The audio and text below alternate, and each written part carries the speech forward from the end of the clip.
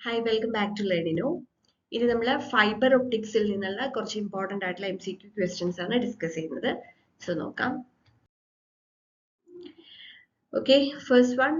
What is the unit of measurement for the speed of light in fiber optic cables? Fiber optic cablesൽ ലൈറ്റിന്റെ speed measure ചെയ്യുന്ന unit ഏതാണെന്നുള്ളതാണ്. Metre per second, kilometre per hour, gigabits per second, decibels. അപ്പൊ നമുക്കറിയാം speed of light എന്ന് പറയുന്നത് metre per സെക്കൻഡിൽ തന്നെയാണ് മെഷർ ചെയ്യുന്നത് നമുക്കറിയാം. ഇനി അത് ഫൈബർ ഒപ്റ്റിക് കേബിളിലാണെന്നുണ്ടെങ്കിലും നമുക്ക് ഈ മീറ്റർ പെർ സെക്കൻഡിൽ തന്നെയാണ് അത് മെഷർ ചെയ്യുന്നത്. ഇപ്പൊ ഒപ്റ്റിക്കൽ ഫൈബറിൽ ലൈറ്റ് ട്രാവൽ ചെയ്യുന്നത് ഒരു 2/3 of the speed of light in vacuum ആയിട്ടാണ് നമ്മൾ പറയുന്നത്. അപ്പോൾ speed of light in vacuum നമുക്ക് അറിയാം 3 into 10⁸ മീറ്റർ പെർ സെക്കൻഡ് ആണെന്നുള്ളത്. അപ്പൊ അതിന്റെ ഒരു 2/3 ആയിട്ടാണ്, approximately 2/3 the speed of light in vacuum ആയിട്ടാണ് നമ്മൾ ഒപ്റ്റിക്കൽ ഫൈബറിൽ കൂടെ ട്രാവൽ ചെയ്യുന്നത് ലൈറ്റ്. സോ അതിന്റെ സ്പീഡ് എന്ന് പറയുന്നത് നമുക്ക് മീറ്റർ പെർ സെക്കൻഡിൽ തന്നെയാണ് മെഷർ ചെയ്യുന്നത്. So option A is the correct answer. Next one, what is the typical range of wavelength used in fiber optic communication? Fiber optic communication use ചെയ്യുന്ന range of wavelength എത്രയാണ് വരുന്നത്? അത് ഒരു 800 to 1600 nanometres ആണ്. അതായത് near infrared spectrum അതിന് വരുന്ന ആ ഒരു റേഞ്ചിലാണ് നമ്മൾ വരുന്നത്. അപ്പൊ ഈ ഒരു റേഞ്ച് ചൂസ് ചെയ്യാനുള്ള കാരണം അറ്റൻവേഷൻ കുറവായിരിക്കും, സിഗ്നൽ ലോസ് മിനിമൽ ആയിരിക്കും എന്നുള്ളതൊക്കെ കൊണ്ട് തന്നെയാണ്. സോ റേഞ്ച് എന്ന് പറയുന്നത് 800 to 1600 nanometres. Next one, what is chromatic dispersion in fiber optics? Fiber optics le chromatic dispersion ennu parayna option variation in signal strength, scattering of light, widening of light pulses over distance, absorption of light. അപ്പോൾ നമുക്ക് ചില questions വളരെ simple ആയിരിക്കും വായിക്കുമ്പോൾ, പക്ഷെ ഓപ്ഷൻസിൽ നിന്ന് അത് choose ചെയ്ത് എടുക്കുക എന്ന് പറയുന്നതാണ് കുറച്ച് ഡിഫിക്കൽട്ട് ആവും. അപ്പോൾ നമുക്ക് ചിലപ്പോൾ എന്താണ് ക്രോമാറ്റിക് ഡിസ്പേർഷൻ എന്ന് അറിയാം, പക്ഷെ ഇതിൽ നിന്ന് ഏതാണ് കറക്റ്റ് ആയിട്ട് ചൂസ് ചെയ്യേണ്ടത് എന്നുള്ള ഒരു ഡൗട്ട് ഒക്കെ വരും. അപ്പൊ അതിന് നമ്മൾ കുറെ അധികം MCQ ക്വസ്റ്റ്യൻസ് പ്രാക്ടീസ് ചെയ്ത് കഴിഞ്ഞാൽ അത് ഈസി ആവും. സി എന്താണ് ഈ ക്രോമാറ്റിക് ഡിസ്പേർഷൻ എപ്പോഴാണ് വരുന്നത്?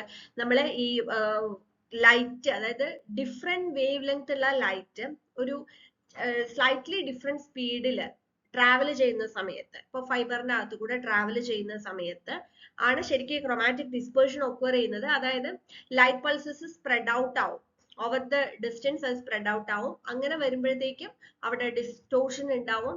അതേപോലെ തന്നെ നമ്മൾ ഡാറ്റ ആണല്ലോ ഇതിൽ കൂടെ നമ്മൾ ലൈറ്റ് ആയിട്ട് നമ്മൾ ട്രാൻസ്ഫർ ചെയ്യുന്നത് ഒരു ഡാറ്റ ആയിരിക്കുമല്ലോ. അപ്പൊ ആ ഡാറ്റ ഇന്റഗ്രിറ്റി നമുക്ക് അത് റെഡ്യൂസ് ആവുകയും ചെയ്യും. സോ ക്രോമാറ്റിക് ഡിസ്പേർഷൻ എന്ന് പറയുന്നത് നമുക്ക് എന്ത് പറയാം, widening of light pulses over distance എന്നുള്ളതാണ് അതിൽ കറക്റ്റ് ആയിട്ട് ആൻസർ വരുന്നത്. So option C is the correct answer. Next one, what is the typical bandwidth capacity of modern fiber optic cables? Bandwidth capacity 1 to 10 Mbps, 100 to 1000 Mbps, 10 to 40 Gbps, 100 to 400 Gbps. It is 100 to 400 gigabits per second ആയിരിക്കും വരുന്ന high bandwidth കപ്പാസിറ്റിയിലാണ് നമുക്ക് വരുന്നത്. So option D is the correct answer. Next one, a light signal in a fiber optic cable decreases in strength as it travels. Which term describes this phenomena? എന്താ പറഞ്ഞിരിക്കുന്നത്? Fibre optic കേബിളിലെ light signal travel ചെയ്യുമ്പോൾ അതിന്റെ strength decrease ചെയ്യുന്നതിന് എന്താണ് പറയുന്നത്? Options reflection, diffraction, attenuation and dispersion. So എന്താണ്?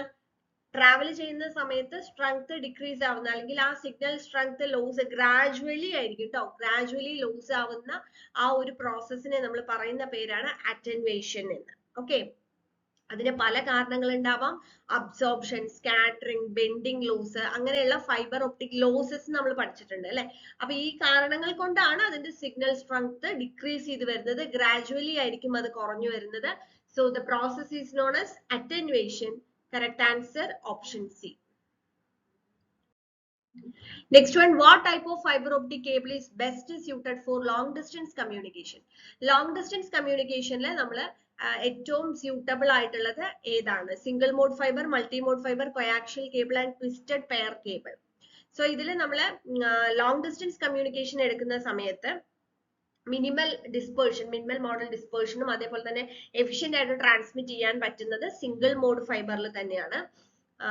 So option A is the correct answer.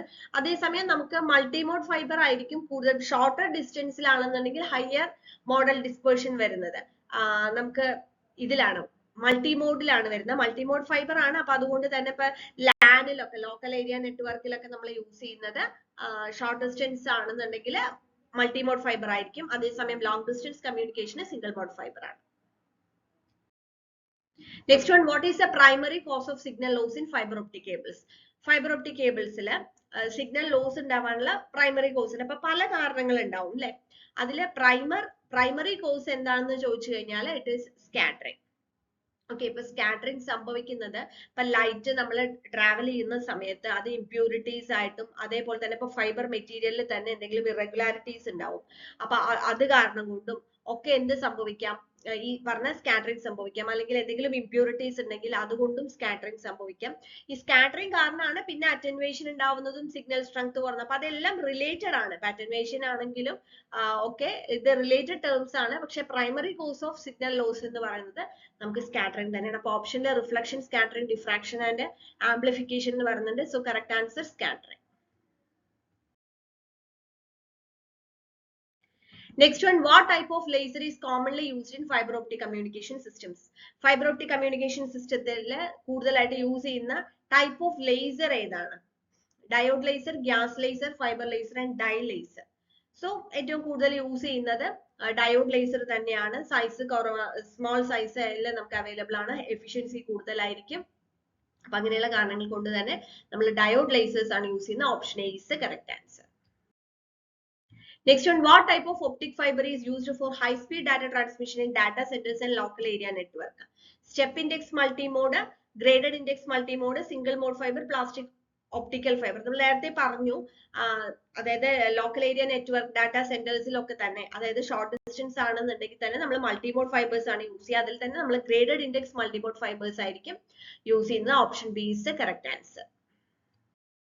And the last question, which property of light is typically measured by fiber optic sensors to determine changes in physical condition? Like നമുക്കിപ്പം ഈ strain അല്ലെങ്കിൽ temperature, പ്രഷറിലുള്ള അങ്ങനെയുള്ള physical കണ്ടീഷൻസിൽ ഉള്ള variations determine ചെയ്യാൻ വേണ്ടിയിട്ട് നമ്മൾ fibre optic sensors use ചെയ്യുമ്പോൾ അതിൽ ഏത് പാരാമീറ്റർ ആണെങ്കിൽ എന്ത് പ്രോപ്പർട്ടി ഓഫ് ലൈറ്റ് ആണ് മെഷർ ചെയ്യുന്നതെന്നാണ് ചോദിക്കുന്നത്. So options amplitude, frequency, wave length and phase. ഏതാണ് correct answer? Wavelength is the correct answer. So fiber optic sensors measure changes in wavelength of the light to determine the variation in strain അല്ലെങ്കിൽ പ്രഷറിലോ ടെമ്പറേച്ചറിലോ ഉള്ള variation നോക്കാൻ വേണ്ടിയിട്ട്. Okay, so correct answer is option C. So that's it. Thank you.